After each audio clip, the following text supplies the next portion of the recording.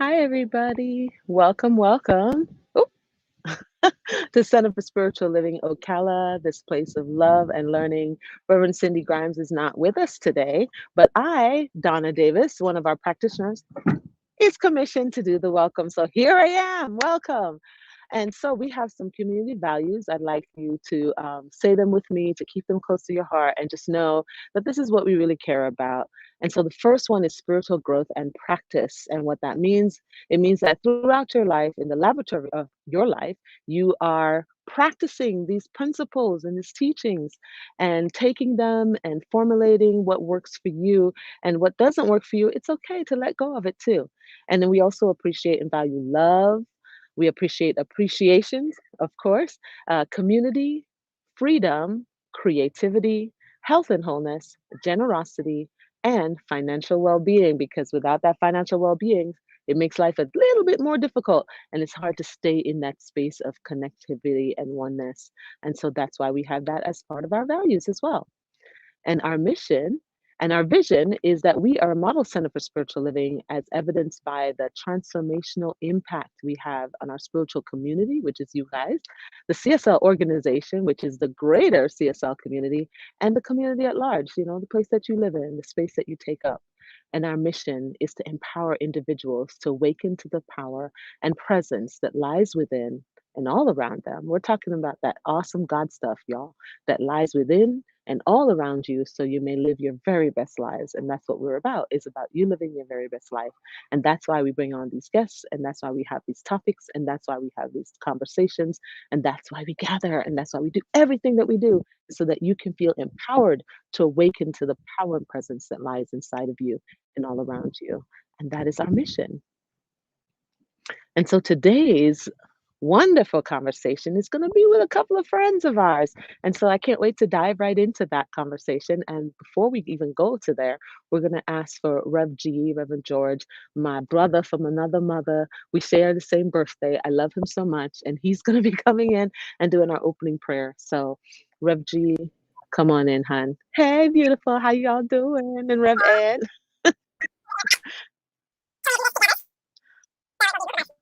Oh my God. Uh-oh, the volume is a little strange for me. Is it like that for everyone else? Okay, let's try it one more time. So we have this in the background. Rich, can you just pull them out and bring them back in and let's see if that does it? Don't you just love technology? When it works, it's awesome, and when it doesn't, well, it gives you heartburn. But that's okay. It's just, Can you hear us now? yeah, we can hear Oh, you now. the Thank you voice is so better. much. Beautiful. Okay. Yes, much So better. I'm going to ask everyone to close their eyes if they feel comfortable and bring yourself to that place of being and just take in some gentle breaths, breathing in all the love of the divine, breathing in its magnificence and exhaling your individual magnificence. Inhale and exhale. One more time. Inhale and exhale.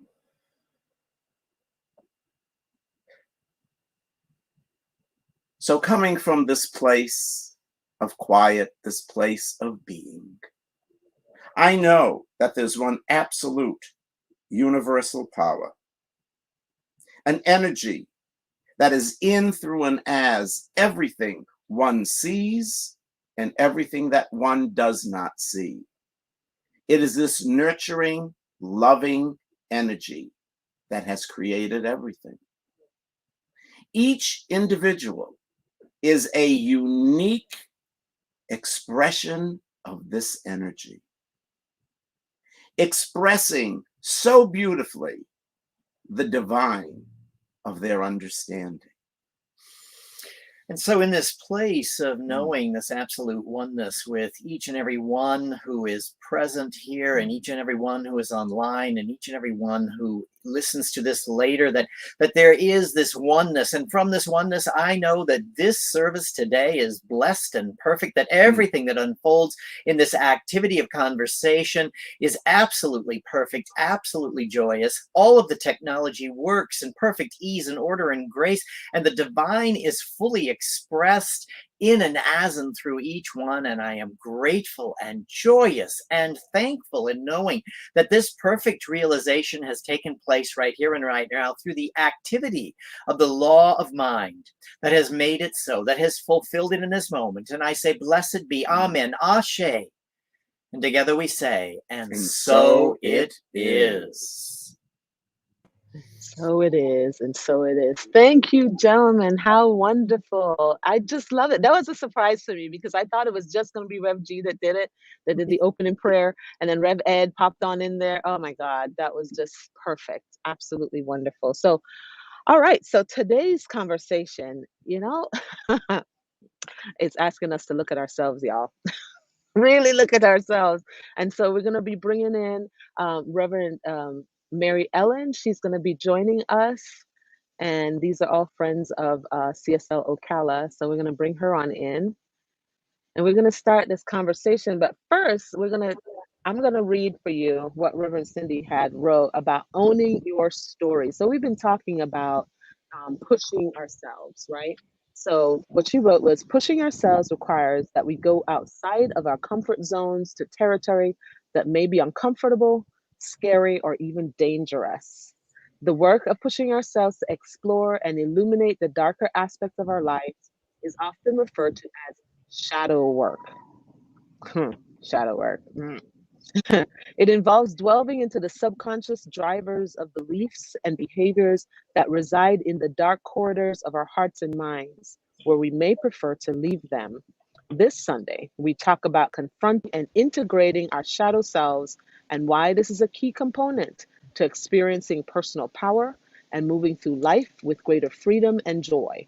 When we own our story, we get to live our purpose and write the narrative of our own hero's journey.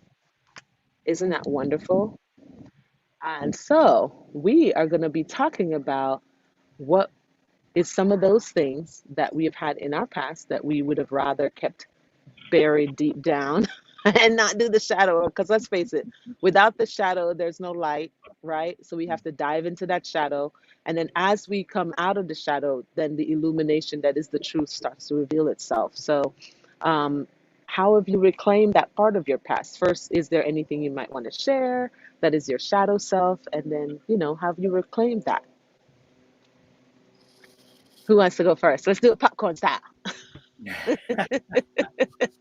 Well, um, I think the thing, I'd like to speak to the thing in my past that I let go of, um, and I guess regretfully so in so many ways, is that as a child I heard beyond what people were saying with their words, but what they were intending, and some of their intentions were not kind or loving. And I disowned that connection that I had and lost that. And it's recently been moving back into my life as I have truly reclaimed that part of myself. But I disowned that part that was able to hear intuitively beyond, um, because of the pain it caused as a child. Mm-hmm, mm-hmm, mm-hmm. Yeah, yeah. I know that resonates with me as well.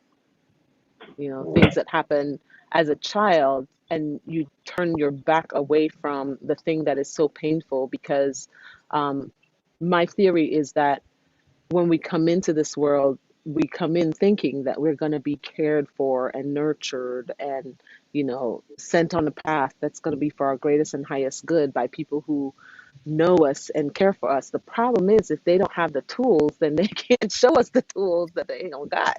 It's and then it becomes a cycle that just keeps happening within families, and then there's more pain, and then there's more shadow, and then there's more.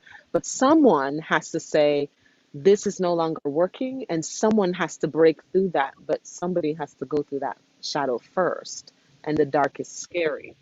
Was there Mm. any tools, Rev G, that you used, like maybe when you found this teaching, was there any tools that specifically helped you? Oh, I mean, when I found this teaching, it actually unfolded me into a greater understanding. But I have to say that all those tools were great, but it's been the most recent tools or the most recent unfoldments that have really profoundly impacted my life, in really going back to that place of trusting that intuitive nature and hearing the voice of the divine in ways that I had shut out because of Hmm. that pain that made me shut down from a gift that I was given as a child and that I am reclaiming now as an adult. So I would say meditation, but the most recent one for me is the looking up practice that I learned from. It actually comes from Emma Curtis Hopkins' work, that Mm. opened me to really realize that it's like, the pictures of the saints, they're always looking up. And when we first get into science mind, we're taught don't look up because God's not out there somewhere. and then Hmm. but when you realize that, it's like, you're right, it's not. But there is the infinite possibility that is in that higher consciousness where we raise our heads up to see beyond the human experience. And that has, for Hmm. me, has been one of the most profound practices that I've been doing, that's really unfolded into that new way of reclaiming that which I had given up as a child because of the pain and that it was causing me. Yeah, yeah. I know Rev Mary Ellen had something to say. Rev Mary Ellen? Oh, thanks, Donna. And I agree with what Rev G just shared. My transformation began. Well, I did some shadow work. I did my shadow work starting in 1995, so I've been doing that for quite some time. However, the most transformation has taken place in January of this year when I joined Reverend Cindy and her group with self-renewal and peace building and things like that, and committed for a year. And so I'm now in this group where, um, to answer the first question, uh, helped me along. And so just like Rev G is saying, it's a continue. I'm on a continuum. I just keep on going and Yeah. evolving and and you become stretched with all the toys that we play with, and all the words we use, etc. And and I'm learning in the circle of friends who I associate with are they're the backbone of my growth. They're the backbone of my growth. They're my brothers and sisters, and I learn and grow from, and can reach out at any time. And so I'd like to start just with a paragraph that comes from Valerie Kaur in her work, because it's exactly where I'm at, and I didn't know until I read chapter 8 again, familiarized myself. But she says, when I was finally ready to love myself, I had to learn how to breathe and push through my grief, rage, and trauma. Hmm. On the other side, I found what seemed utterly impossible before. That was healing, forgiveness, and even reconciliation. I can take that as my mantle of truth for how I am today and how I am living today. Hmm. And it actually, I mean, if anybody's listened from the beginning when I shared with rage, etc., and talked about my trauma, but then you already have the history. I'm not going into that. But Hmm. question one is, what parts of my story have I disowned or from the past? Each and every one. Mm. That has been, I just shared that with some people. But, you know, um, the past, I've done my healing from everything I shared in my rage and drama and even my anger. Hmm. That has dissipated. And I can talk more about that later when we get about what the result has been. But I accepted all of my grief and rage and trauma and everything else that might have hurt or pained me along the way as a child to where I am today. I have now accepted all of these things as things that just happened to me. And that they are all my stepping stones, and how I can now say, because now I have a measuring stick, and I say I have to stretch. And so push is another word for me when I set the intent. Intentionally, for me, when I hear that word, it's not just giving birth, but I'm rebirthing who I am, being the best I can be, always. And so I find push as setting an intention for motivation. And my word for motivation is to be stretched in every which way I can be. And so that is what I would share. That expanding is pushing out. And I just finished another week of some trauma work with Gabor Mate and his group, and in sharing that, pushing out is something physical, which is from my body.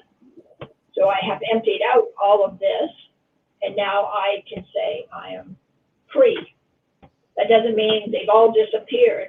It just means I know how to address them, greet them, embrace them, love them, forgive myself, forgive everybody, and move along in my life to have the best life I can have.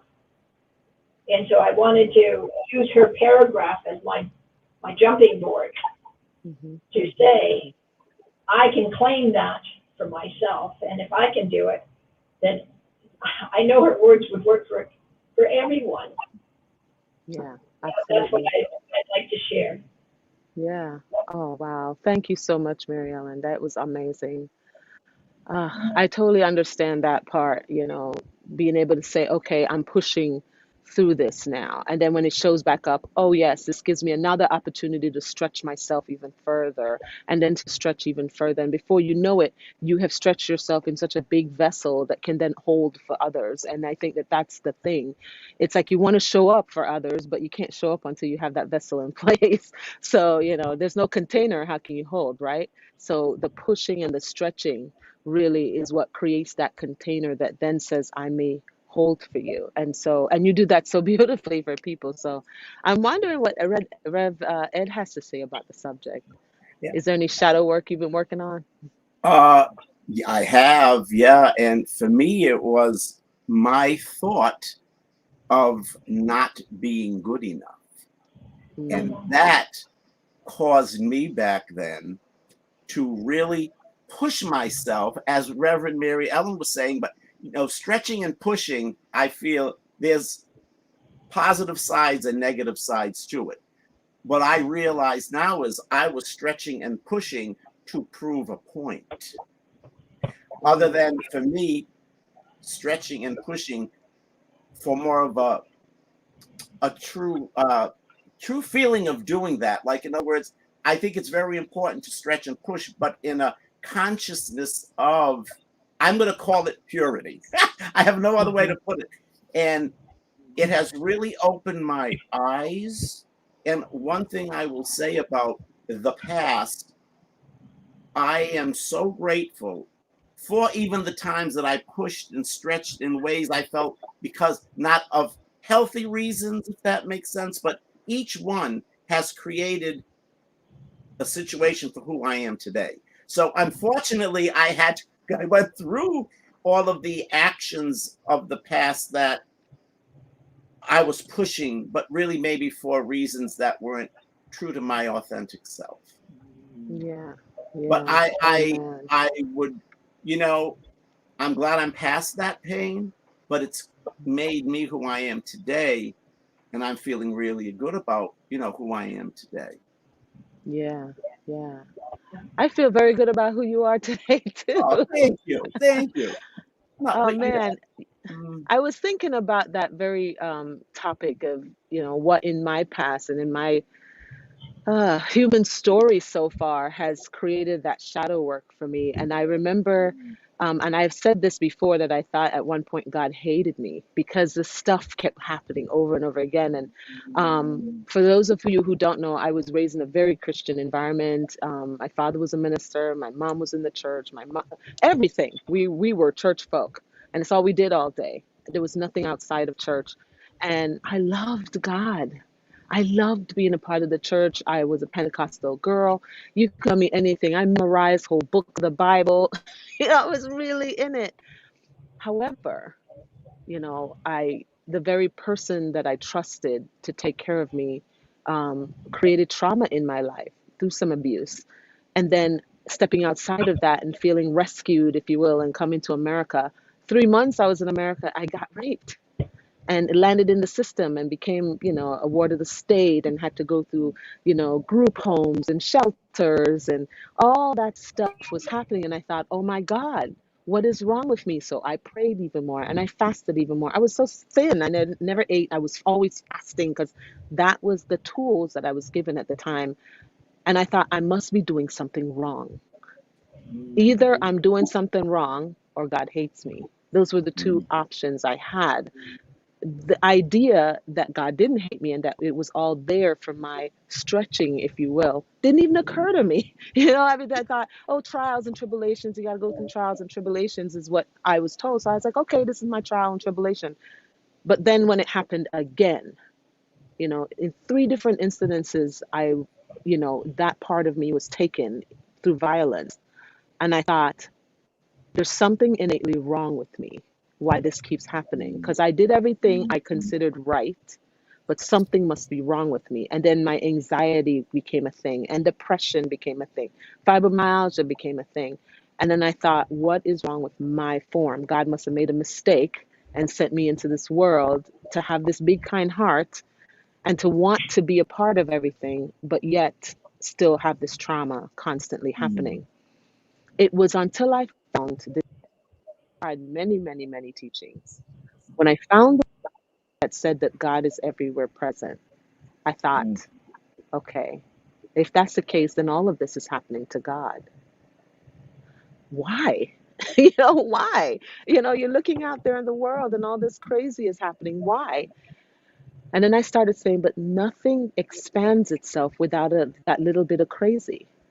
And I remember it was Dr. Dream that said the most profound thing when he said, your parents aren't supposed to get it right. They're not supposed to.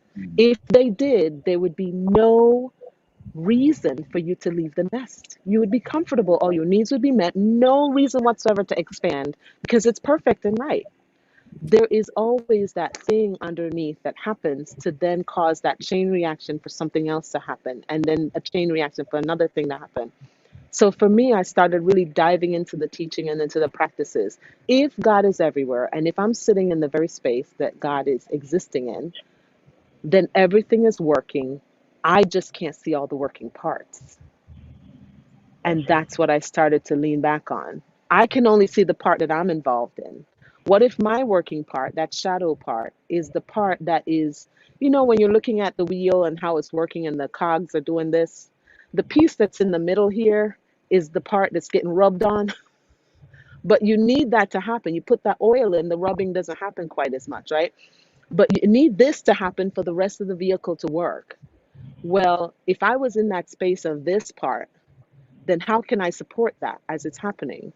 And that's when you have to add the oil, which is for me, my experiences then add the oil to be able to get me to my next step. And the stretching occurs without the pain and without all of that.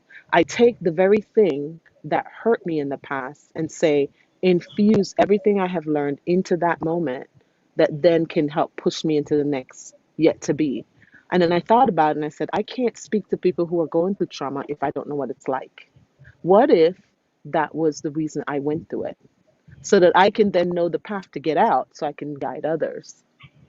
Because it's like somebody telling you how to raise your children and they don't have kids, you know?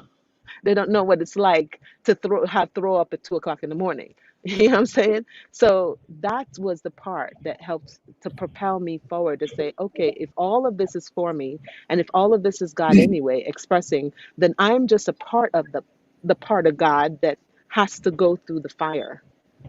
And what if I am the fire itself? And now that I've made it through, I can then guide others through. And what if what your story is what's going to guide others through?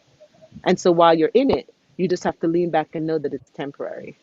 And that's how I look at it now. When I'm, and every now and again, my body, my physical form goes through the anxiety. Like I'll get a zing and I'm like, oh God, I can't get out of bed because my depression has me, completely in there. Then I can say, oh, this is not, I'm not there anymore. This is just a residual of that thing.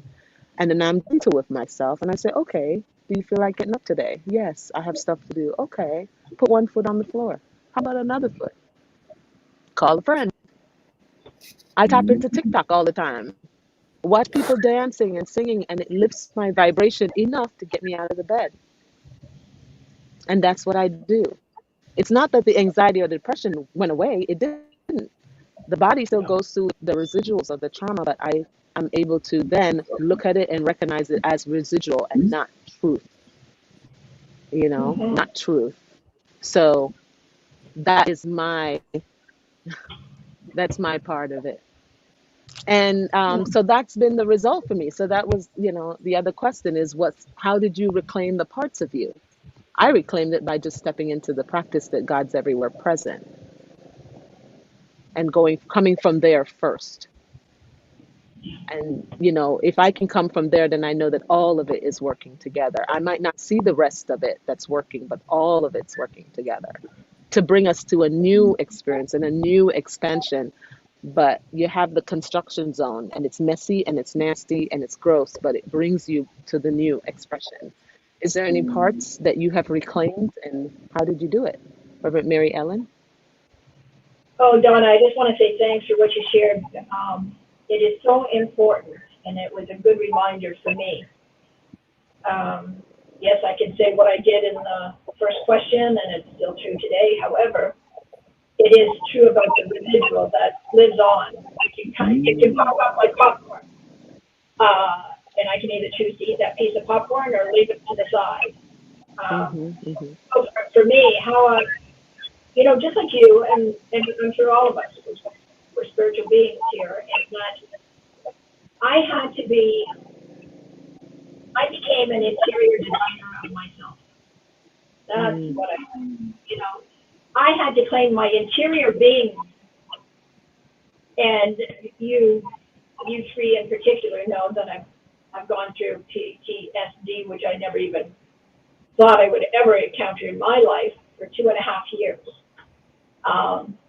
I did not see a psychiatrist. Did not do any medication. This is all work. And I'm happy to say that I had to be willing and able to befriend my sensations, including the pain and discomfort that I went through. And my mentors are with here, Rev G and Rev Ed, and they know all about that journey because they have journeyed with me. And for that's a gift. Having a safe place to share in an intimate arena. And it was like the three of us, it was I call that my triune meeting.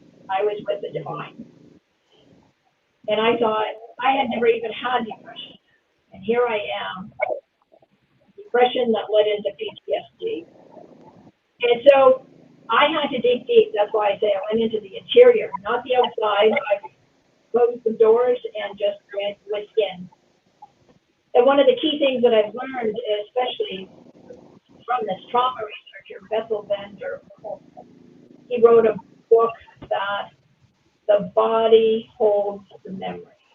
And it was one of my books that helped keep me on the path that I'm in.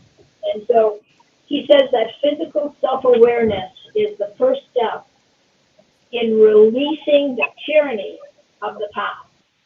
And to me, the tyranny was the greatest mountaintop that I could never climb or whatever. And all these things that might have that did happen. But now I know that they don't own me. I get to disown them. And I think, how have I reclaimed those parts? I said thank you. I made peace with everyone that harmed, or whatever my circumstances were, or the conditions were. They brought me to realizing, celebrating the stepping stones of my expansion for my growth, to assist me in becoming the best self I can be. One of the key factors that I've learned was being able, because I don't think I had a lot of, in that PTSD, I don't think I had a lot of feelings, unless it was anger, resentment, a whole bunch of other things.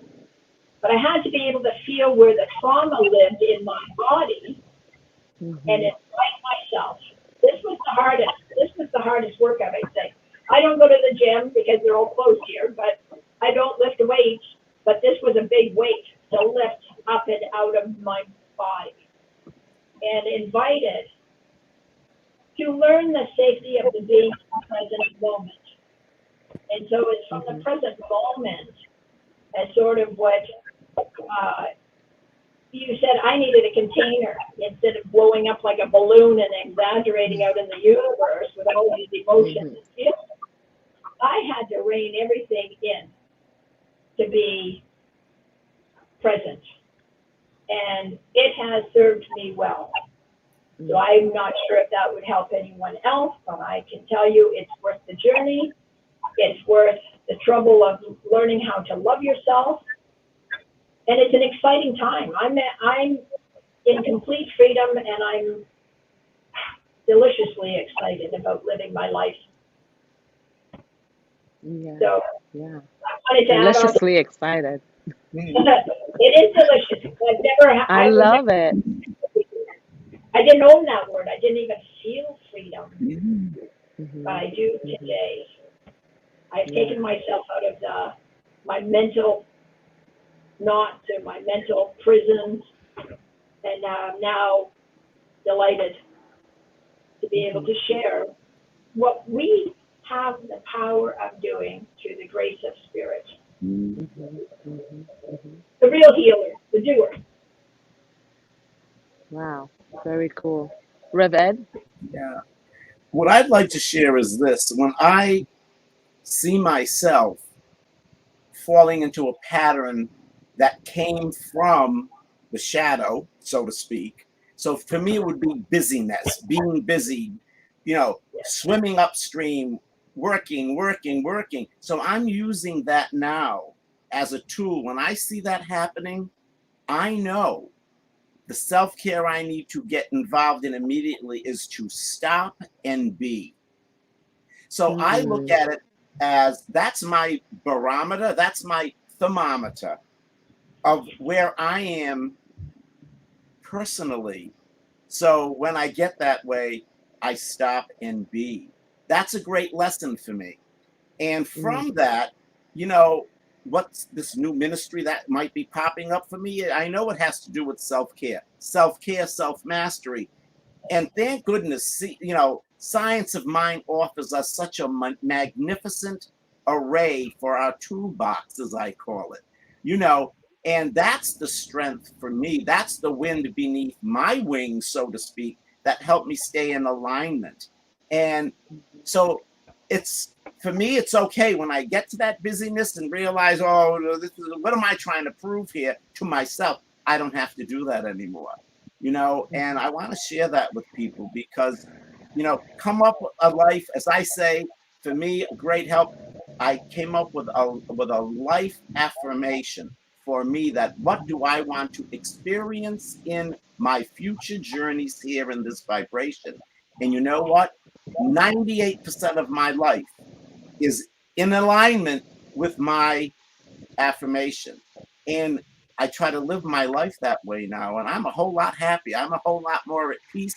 I feel I'm being more productive for everyone around me. Yeah.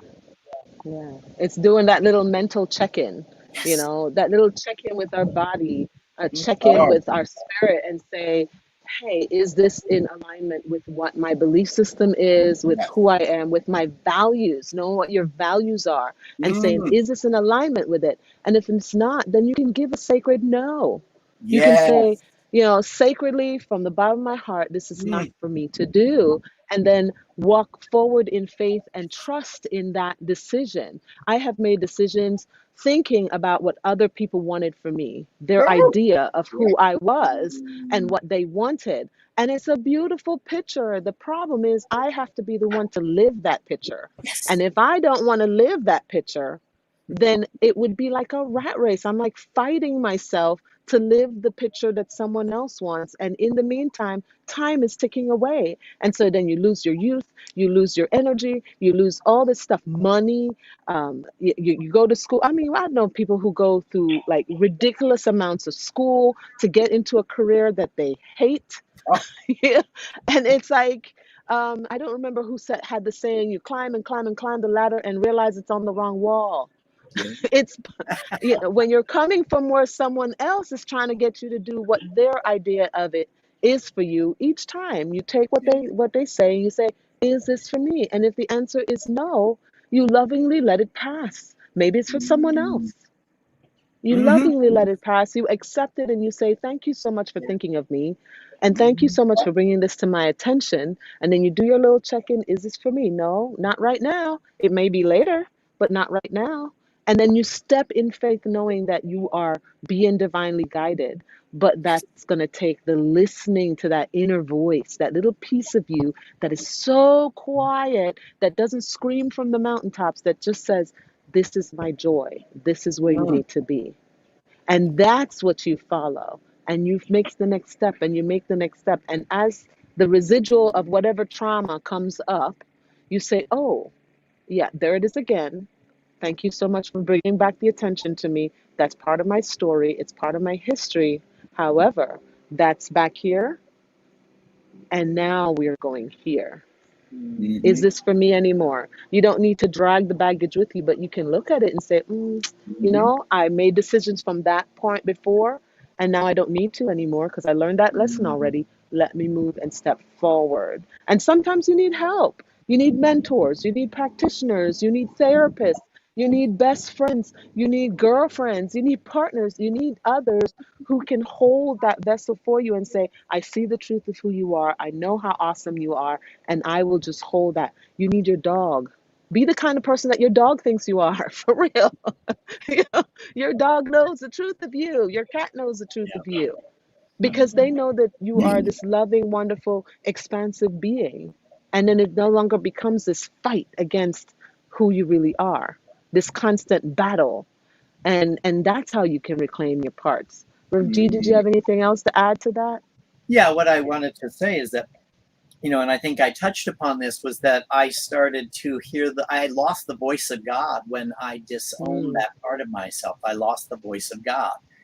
And that voice has come back as a result Oh, of my doing these deeper spiritual practice. When I heard the message from God, I wasn't even sure it was God because I had never really heard from God in the same way as I had in the past, that you're done in Boston. yeah. And it was like, really? But I had to go into Mhm. spiritual practice. I had to go deeper. I had to make sure that these, and everything unfolded as it needed to unfold. And interestingly enough, just a brief story of really hearing the voice of God. Recently, on our last day at the center, we were frantically running around in our car and we got a flat tire. And we exhausted all the human level, frantically calling this and calling that because we got a smart car. We're in the middle of nowhere's Illinois and can't find a tire for the car. Nobody has one. That has to be ordered. We're on a Friday, won't come in until a Monday or a Tuesday or whatever it was. And I finally stopped and said, let's do a treatment. Mm. And during the entire time that I'm doing the treatment, I kept getting Walmart. And I thought, Mm. what? But I listened and I said, let's call there. And everything unfolded in order. We had already called Walmart and it sounded like they weren't going to be able to do anything either. but we got a hold of someone different. We called again. We did the next, we followed that intuition. And within that, so we were there for the weekend. We had a place to stay, which was wonderful. We were in a nice campground, didn't have a car, had to sit in one place, but it was beautiful in that it happened exactly as I knew it would, by listening and following what I heard and knowing that it was indeed the voice of the infinite, the universal, the mother, father, God, whatever you want to call it, and knowing that that is so. And so getting that voice back has been the joy of my life. And I have been listening ever since and really hearing, and it's just been amazing. Yeah, so it's that tool of treatment, man. I use that tool a lot. And for those who don't know what treatment is, it's affirmative prayer. There are 5 steps that we use. And there's so many, resources out there online to be able to help you get to that. And we're going to be doing treatment on a regular here on CSL Ocala. But I got to tell you that one thing, when you are in the muck of it all and you can't see a way out, if just stopping and in your beingness, like Rev Ed Mm, said, just get to that beingness, mm, then you can say, okay, I'm being expanded in this moment. Like Reverend Mary Ellen said, okay, I'm being stretched in this moment. And almost as if I would get myself like prepared. Okay, I'm being prepared to stretch now. I'll do a little bit of exercise. Okay, here we go. And just getting into the breath and allowing for the noise around you to go into the background, and then the mm, spirit of the divine in the Christian community, the Holy Spirit speaks to you, and now, like Rev G said, I could take back that part of me that I turned my back from, the God of my childhood. Now I love that God of my childhood. I see now that that God of my childhood loves me too. And I just was in the muck of it all. And so that's what, I want to encourage people to know, is that there are lots and lots of resources. And as we are talking about this and this expanding, you don't have to expand alone. That's why we have these conversations. That's why we come together in community. That's why we hug our friends. That's why we get on calls with each other. And we have a Zoom meeting after this conversation. So hop on the Zoom and, get to know us and talk to us and, help hash through the things that you're going through, because at the end of the day, it's all about being in that presence and being in the oneness and then recognizing it all around us. It changes the way we look at ourselves. It changes the way we look at each other, and even those opponents, if you will. It changes the way we look at them and treat them as well. So I really, really appreciate all of you for coming on and having this discussion with us. Our time together is done on this platform, but we are moving to Zoom after this. Are you guys going to be able to join us on Zoom for a little bit. For a little bit. for a little bit? Awesome. Well, that's exciting. Awesome, awesome. Well, thank you guys so much for joining us, and I cannot wait to hang out with the people that are online with us and to be able to get that together with you guys. The Zoom link is in the chat, so feel free to hop on there and say hello. We'd love to see your face and see who you are. Those people.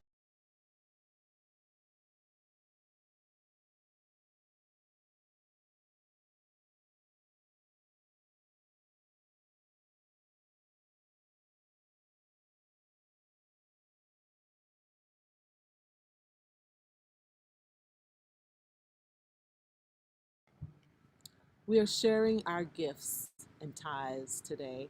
And I just wanted to encourage you to know this, that CSL Ocala, the building, the entity, if you will, does go from the givingness of the people who love us and care for us and want to see this work continued are the ones that are the backbone of our community, and we are the ones that are giving. Some of us are auto tithing. Some people are giving once a month when they get their income. Everybody is putting in their givingness in a financial way, and so we just want to say thank you for all of you who support us. And for those who are not yet supporting and tithing, just know that the spiritual practice that is tithing, which is at 10% of all your good, actually activates that good in your life. So if you are looking to get more good coming to you, then give your 10% of that and just watch it flow. It is definitely a practice in trust. And so we want to step into this abundance affirmation together as we say it together. It is the nature of life to give of itself as it is the tree's nature to bear fruit and the flower's nature to bloom, it is my nature to share the gifts of my time, talent, and treasure. I participate in the divine flow of life, giving generously and receiving abundantly. I am blessed and I am a blessing. I am grateful. And so it is. And we also have some announcements. One of the biggest announcements is every now and again, CSO Ocala, we do meet in person and we have events. And so the next event that's coming up is Rocky Horror Picture Show. You guys, I was first introduced to Rocky Horror when I was in high school, and it has been a cult classic ever since. I love dressing up. I love getting with my friends. I love, making lots of noise. I love dancing and laughing and doing the time work together. And there's nothing more beautiful than being able to put on a corset and step into my divine feminine energy. And so I just encourage y'all to come and join us on October 22nd. It's a Friday. It is for our Halloween celebration, which is Rocky Horror Picture Show. We will have some condiments, oh my goodness, concessions, so that way you can get something to eat. So that's a way that you can give to the community, as it is a free event. So we are going to have our concession stand. We're also going to have a little bit of goodie bags for the actual show itself, so that way you can feel like you're a part of it. You don't have to dress up, but it is highly encouraged, because why not? It's so much fun, right? And so that is Friday the 22nd from 7 to 10. All right. We have also our prayer requests. If you are feeling that you need someone to hold space for you, if you need someone to have that vessel for you to fall into the hands of grace, then I encourage you to send a prayer request to our website, cslocala.org/prayer-requests, and just send those requests in, and the Ministry of Prayer will be praying on your behalf and just knowing the truth for you. Sometimes you just need that prayer, and it's hard to see outside of the fog. So we're just asking you to just relax into divine faith and just let us hold it for you. So go ahead and send those prayer requests in as well. And so now we step into our closing prayer. And I invite you to just take another deep breath with me as we say the prayer for protection from James Dylan Freeman. The light of God surrounds us. The love of God enfolds us. The power of God protects us. And the presence of God watches over us. Wherever we are, God is, and all is well. And so it is. Thank you so much for joining us. I hope that you join us every single Sunday here on the New Thought Network. Thank you so much for their network for getting our message out there. We just love what you do in the community and in the world. So thank you so much. And also thank you to CSL Ocala and all the people who have been supporting us this entire time. Thank you so much for showing up, for putting hands in the dirt, for painting buildings and digging up weeds and whatever it is that you have done in the Center for Spiritual Living. Thank you so much for your volunteer.